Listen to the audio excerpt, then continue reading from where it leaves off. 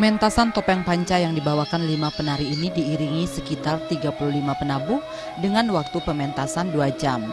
Pembina tari Ketut Wirtawan mengatakan topeng panca merupakan salah satu tari tradisional yang dahulunya dipentaskan saat hari raya tertentu. Namun seiring perkembangan zaman, kini juga dipentaskan sebagai hiburan.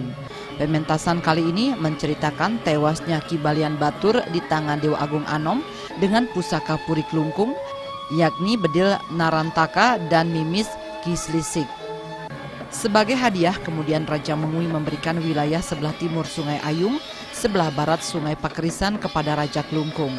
Menurut Ketut Wirtawan, dalam setiap pementasan, lakon ataupun topik yang diangkat merupakan bagian dari sejarah zaman dahulu yang erat kaitannya dengan sejarah dan budaya Bali.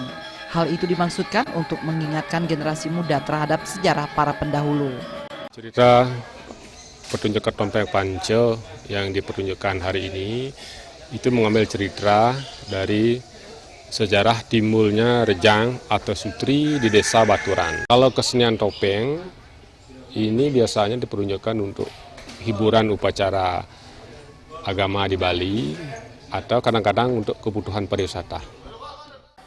Meski dipentaskan pada siang hari, pengunjung PKB tetap antusias menyaksikan pementasan seni ini, termasuk wisatawan.